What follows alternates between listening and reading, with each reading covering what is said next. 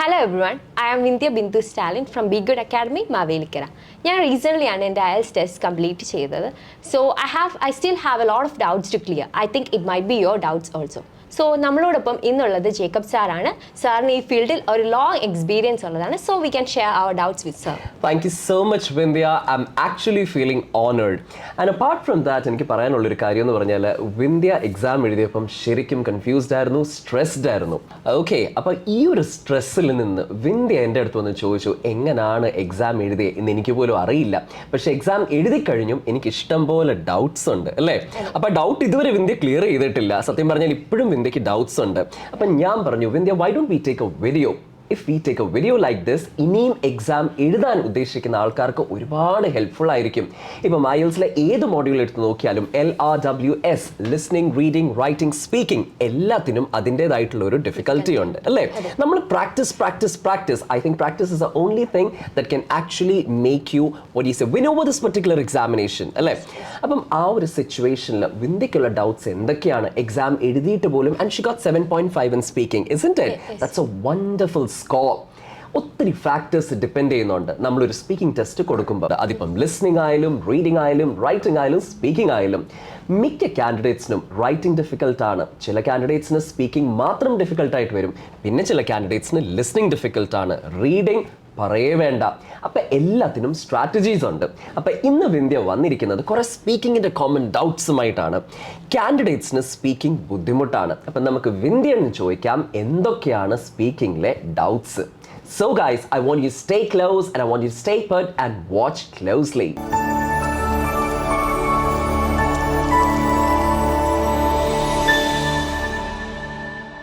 IELTSന് എല്ലാവർക്കും ഉള്ള ഒരു കോമൺ ഡിഫിക്കൽട്ടിയാണ് IELTSന് ഒരു പർട്ടിക്കുലർ സിലബസ് ഉണ്ടോ എന്ന്. Like while I was preparing, I was too difficult with this thing. So can you please share it with? Sure, why not?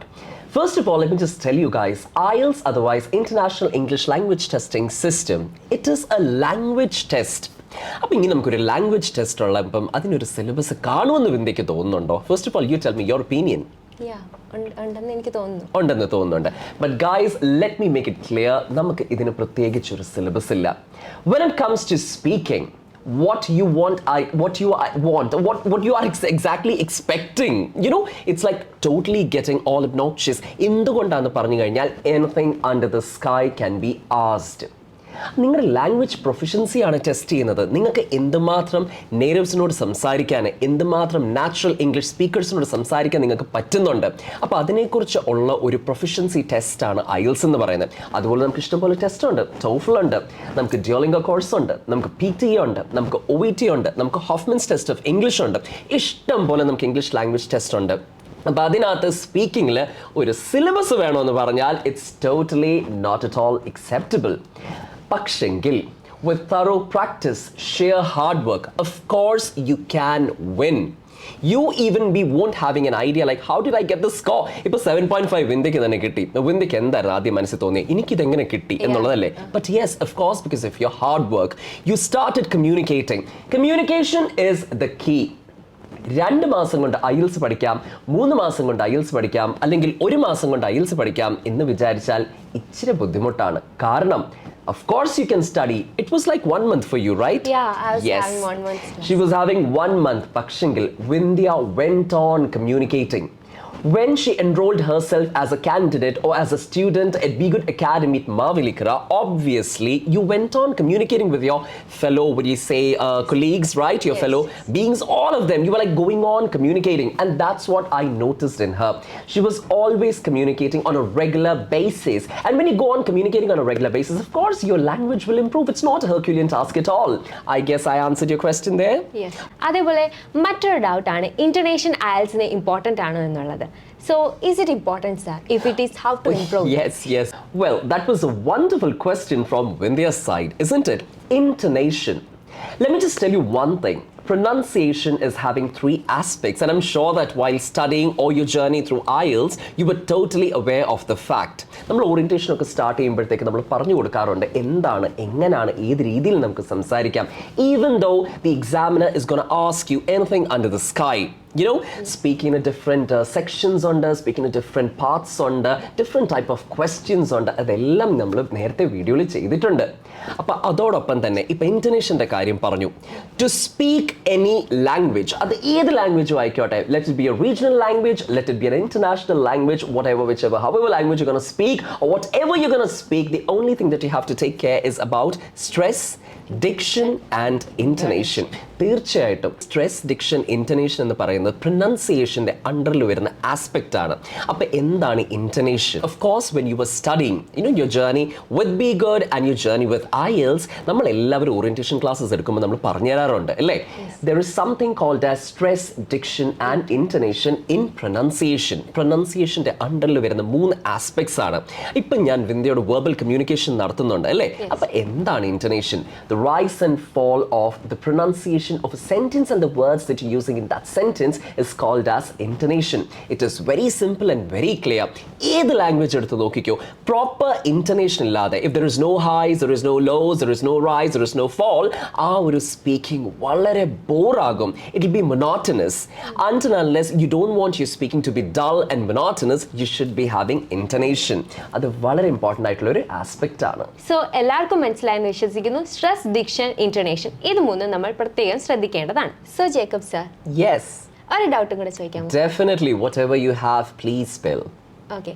What if I make any mistake while speaking, like self correction? Alright. ഞാൻ 2 ഒപ്പീനിയനും കേട്ടിട്ടുണ്ട്. Self correction നല്ലതാണെന്നും മോശമാണെന്നും. Like self correction ചെയ്ത എക്സാമിനറിന് നമുക്ക് ആ ശരി ഉത്തരം അറിയാമെന്നും, സെൽഫ് കറക്ഷൻ ചെയ്തില്ലെങ്കിൽ എക്സാമിനർ അത് നോട്ടീസ് ചെയ്യാതെ പോകും എന്നുള്ള രീതി. സോ സാറിൻ്റെ ഒപ്പീനിയൻ എന്താണ്?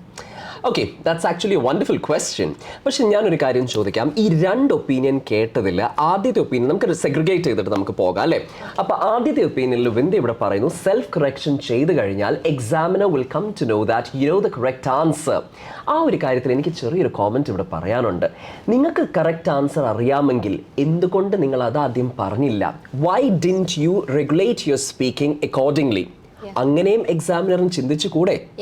Yes, definitely. അപ്പം അതൊരു തക്കതായ ഒരു ആൻസർ ആണോ എന്ന് ഞാൻ എടുക്കുന്നില്ല. എൻ്റെ ഒരു പേഴ്സണൽ ഒപ്പീനിയൻ അല്ലെങ്കിൽ ഒരു പേഴ്സണൽ വ്യൂ പോയിന്റ് വെച്ച് നോക്കിക്കഴിഞ്ഞാൽ, നിങ്ങൾ സെൽഫ് കറക്റ്റ് ചെയ്യുമ്പോൾ ഈവൻ ദോ ആ ഒരു ഫ്ലുവൻറ്റ് മൂമെന്റിൽ നിങ്ങൾ സംസാരിച്ചു പോകുമ്പോൾ examiner might not notice that mistake. Let me assume that it's a teeny weeny mistake. അതൊരു പക്ഷെങ്കിൽ നോട്ടീസ് ചെയ്ത് പോകുന്നില്ലായിരിക്കും. But when you fumble, when you try to correct your mistake, at that particular point the examiner might be, excuse me, alright, this is what you said അല്ലേ? ആ ഒരു രീതിയിൽ വരും. So it would be much better if you don't go on correcting your mistakes every now and then. If you're repeatedly going on correcting your mistakes, repeatedly going on like you're correcting your mistakes and all, it sounds a little bit awkward. That is there. പിന്നെ രണ്ടാമത്തെ കാര്യം എന്തായിരുന്നു ചോദിച്ചത്? ആ ഒരു mistake നമ്മൾ correct ചെയ്യുവാണെങ്കിൽ അത് എക്സാമിനറിന് ഇഷ്ടപ്പെടില്ല എന്നുള്ളത്. അങ്ങനെയില്ല, നമ്മൾ മിസ്റ്റേക്സ് കറക്റ്റ് ചെയ്യുവാണെങ്കിൽ എക്സാമിനറിന് ഇഷ്ടപ്പെടില്ല, അങ്ങനെ ഒരു ക്രൈറ്റീരിയ അതിനകത്ത് ഒരിക്കലും പറഞ്ഞിട്ടില്ല. നമുക്കിപ്പോൾ ഈസോൾ എക്സാമിനേഷൻ ആയിക്കോട്ടെ, നമുക്ക് IDP ഓസ്ട്രേലിയ ആയിക്കോട്ടെ, ബ്രിഷ് കൗൺസിൽ ആയിക്കോട്ടെ, കേംബ്രിഡ്ജ് ആയിക്കോട്ടെ, നമുക്ക് അങ്ങനെ ഒരു കാര്യം അവർ നമുക്ക് പറഞ്ഞിട്ടില്ല. ഒഫീഷ്യലി അവർ നമുക്കത് പറഞ്ഞിട്ടില്ല. പക്ഷെങ്കിൽ നമ്മൾ മിസ്റ്റേക്സ് കറക്റ്റ് ചെയ്യേണ്ടതായിട്ട് ഉള്ള സാഹചര്യങ്ങളിൽ നമുക്ക് മിസ്റ്റേക്സ് കറക്റ്റ് ചെയ്യാം. അതിന് തക്കതായ വേർഡ്സ് നമുക്ക് യൂസ് ചെയ്യണം. For instance, excuse me, I meant, oh, I'm really sorry, this is not exactly what I meant. I hope that you might have got the idea. You understood? So that is something very casually we are sliding in between. So if you are interacting in that particular way, adur natural speaking aayittu edukkum. Moreover, it's not a fabricated speaking. And apart from that, you know fluently how to speak. So all these criteria are there. നമ്മൾ ഒരു കാര്യം speak ചെയ്യുമ്പോഴത്തേക്ക് അതിനകത്ത് ഒരുപാട് കാര്യങ്ങളുണ്ട് നമ്മൾ suddenly മനസ്സിലാക്കേണ്ടത്. I hope I have answered your question. Yes. All right. From the smile on her face, I can make sure that she might have understood. What about you guys? Do you want to say something to them? It was really a good experience. ഒത്തിരി ഡൗട്ട്സുകൾ clear ചെയ്യാൻ പറ്റി. So ഇനിയും ഇതുപോലെ new sessions ഉണ്ടായിരിക്കുന്നതായിരിക്കും. Still then, stay tuned with B-GHUD Academy, Mavelikara.